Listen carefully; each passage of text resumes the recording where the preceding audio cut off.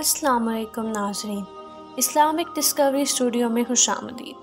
ناظرین، اگر آپ نے ہمارے چینل کو سبسکرائب نہیں کیا تو نیچے دیے گئے سبسکرائب کے بٹن پر کلک کریں اور بیل آئیکن کو پریس کر لیں تاکہ ہماری آنے والی ہر ویڈیو آپ تک پہنچتی رہے۔ ناظرین، قرآن کریم نے عبرت کے لیے کئی سابقہ قوموں کے قصوں کا ذکر کیا ہے۔ ان میں سے ایک قوم سمود بھی ہے کہ جس کی طرف حضرت صالح علیہ السلام کو پیغمبر بنا کر بھیجا گیا۔ قوم سمود کا شجرہ نسب حضرت نوح علیہ السلام کے بیٹے سام سے ملتا ہے۔ قوم سمود حضر الموت اور یمن سے عراق تک پھیلی ہوئی تھی۔ پہلے ان کی طرف حضرت ہود علیہ السلام بھیجے گئے اور اللہ تعالیٰ کی نافرمانی کے نتیجے میں یہ قوم عذاب کا شکار ہو گئی۔ حضرت ہود علیہ السلام اور ان کے پیروکار محفوظ رہے اور وہاں سے ہجرت کر کر حجر میں آباد ہو گئے۔ یہی قوم سمود کہلائے اور اس قوم کو اللہ کریم نے خوشحالی اور فراوانی عطا کی۔ ان کے کھیت نہایت زرخیز، باغات سرسبز و شاداب اور میووں سے بھرے ہوئے تھے۔ اس کے ساتھ ساتھ انہیں عمارت گری کا ہنر عطا ہوا۔ ناظرین، یہ لوگ پہاڑوں اور پتھریلی چٹانوں کو تراش کر نہایت خوبصورت، مضبوط اور بلند و بالا عمارات تعمیر کرتے تھے۔ ناظرین، نعمتوں کی فراوانی نے ان کے ذہنوں پر غفلت کا پردہ ڈال دیا اور خدائے واحد و یکتا کی جگہ ان لوگوں نے بت پرستی شروع کر دی اور یہ اپنے ہاتھوں سے تراشے ہوئے بتوں کو پوجنے لگے۔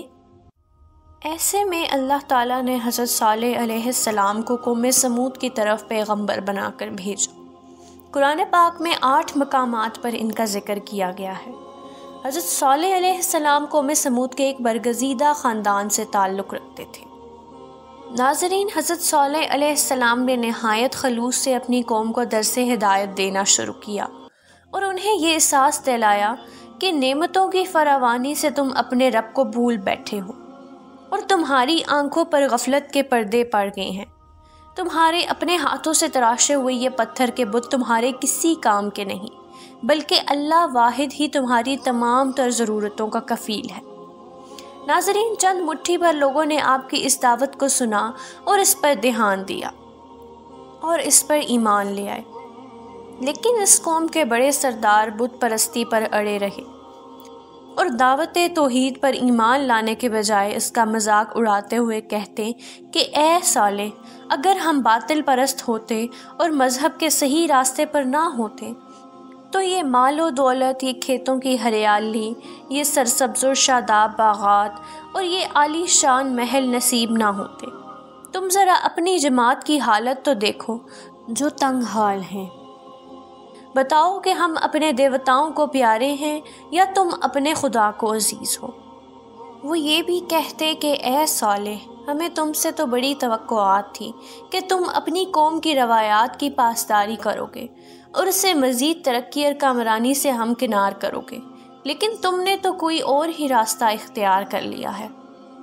حضرت صالح علیہ السلام کی قوم نے جب اپنی خوشحالی کو اپنے حق پر ہونے کی دلیل قرار دیا تو آپ نے انہیں سمجھایا کہ تم اپنی عیش و عشرت اور نعمتوں کی کثرت پر غرور نہ کرو، اللہ تعالیٰ کے رسول برحق اور اس کے دین کا مذاق نہ اڑاؤ۔ اگر غرور و تکبر کا یہی عالم رہا تو تمہارے یہ محلات اور تمہارا یہ سر و سامان پل بھر میں فنا ہو جائے گا، اور پھر نہ تم رہو گے اور نہ ہی تمہارا نام و نشان رہے گا۔ جب حضرت صالح علیہ السلام اپنی دعوت پر پکے رہے تو قوم نے آپ سے مطالبہ کر دیا کہ اگر آپ واقعی اللہ کے رسول ہیں تو ہمیں کوئی معجزہ دکھائیں۔ ایک دن قوم سمود اپنی مجلس میں جمع ہوئے، وہاں حضرت صالح علیہ السلام بھی تشریف لے آئے۔ آپ نے حسب معمول ان کو اللہ رب العزت پر ایمان لانے اور بت پرستی ترک کرنے کی دعوت دی۔ اب قوم سمود نے کہا کہ سامنے موجود پتھر کی چٹان سے ایک ایسی اونٹنی نکال کر دکھاؤ جو 10 ماہ کی ہو اور فوراً بچہ بھی دے۔ اگر آپ ایسا کر لیتے ہیں تو ہم آپ پر ایمان لے آئیں گے۔ آپ نے ان سے فرمایا کہ پھر تم قسم اٹھاؤ کہ اس نشانی کے بعد ایمان لے آؤ گے۔ یاد رکھو، اگر تم نے وعدہ خلافی کی تو ایسا نہ ہو کہ کسی عذاب کی گرفت میں آ جاؤ۔ انہوں نے وعدہ کر لیا تو آپ نے نماز پڑھ کر اللہ کی بارگاہ میں التجا کی کہ وہ اپنی قدرت سے یہ مطالبہ پورا فرما دے۔ اس چٹان سے ان کے مطلوبہ اور صاف والی اونٹنی نکل آئی، اور قوم کے بہت سے لوگوں نے اس معجزے کی حقیقت کو جان لیا اور اللہ کی وحدانیت پر ایمان لیا، لیکن اکثریت پھر بھی کفر پر ہی قائم رہے۔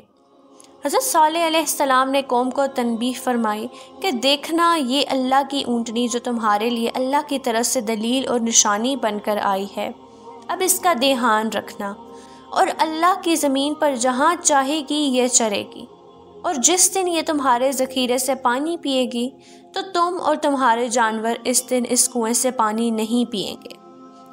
اس طرح ہوا کہ وہ اونٹنی جہاں جی چاہتی چرنے کے لیے چلی جاتی، وہ وادی کے جس حصے کا رخ کرتی وہاں سے دیگر جانور اس کی دہشت سے بھاگ جاتے۔ جس دن وہ پانی پینے کے لیے جاتی تو کنویں کا سارا پانی پی لیتی۔ قوم سمود اپنی باری پر اگلے دن پانی پیتے اور اپنے آئندہ دن کی ضروریات کے لیے پانی جمع کر لیتے۔ ایک عرصہ تک تو یہ سلسلہ چلتا رہا، لیکن پھر شیطان نے ان کو فتنے میں مبتلا کر دیا۔ یہ معجزہ انہوں نے خود طلب کیا تھا، اور اب انہیں اپنے وعدے کے مطابق ایمان لانا تھا، یا پھر حضرت صالح علیہ السلام کی تنبیہ کے مطابق احتیاط کرنی تھی۔ لیکن وہ اس پابندی سے اکتانے لگے اور اس سے فرار کی ترکیب سوچنے لگے۔ ناظرین، قوم سمود پانی کی اس تقسیم سے تنگ آ گئے تھے، لیکن اس اونٹنی کو قتل کرنے سے بھی خوفزدہ تھے۔ آخر یہ طے ہو گیا کہ 2 افراد راستے میں چھپ کر بیٹھ جائیں گے، اور جب اونٹنی چراگاہ کی طرف جائے گی تو اس کو ہلاک کر دیں گے۔ 7 اور افراد ان کی سازش میں شریک ہو گئے۔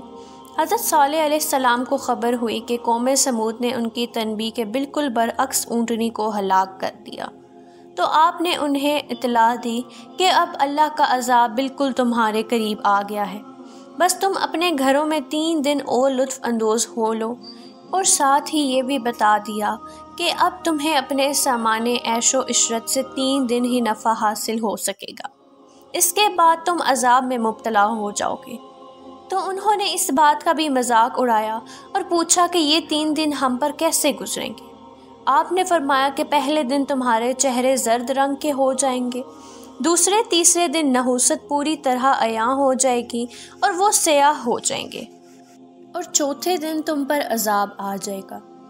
اگرچہ چہرے سیاہ ہو جانے سے انہیں عذاب کا یقین آ چکا تھا، مگر پھر بھی انہیں توبہ کی توفیق حاصل نہ ہوئی، اور جب یقین ہو گیا تو اب توبہ کرتے بھی تو اس کا کوئی نفع نہ ہوتا۔ ایک طرف عذاب کے اثار شروع ہو چکے تھے، لیکن ان میں سے بعض افراد کی شر انگیزی کا یہ عالم تھا کہ وہ اس عالم میں بھی حضرت صالح علیہ السلام اور آپ کے اہل خانہ کو شہید کرنے کا منصوبہ بنانے لگے۔ قرآن پاک میں ذکر آیا ہے کہ اس شہر میں 9 ایسے افراد تھے جو فتنہ فساد کے خوگر تھے۔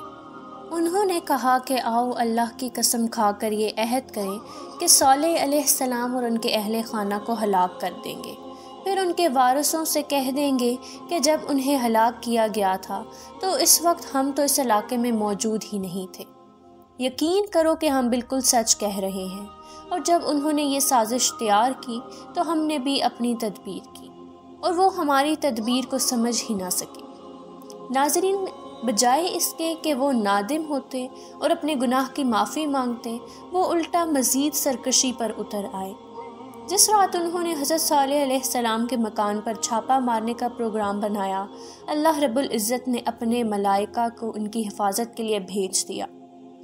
جب وہ تلواریں لے کر آپ کی رہائش گاہ کے قریب ہوئے تو فرشتوں نے ان پر پتھراؤ شروع کر دیا اور ان سرکش افراد کو ہلاک کر دیا۔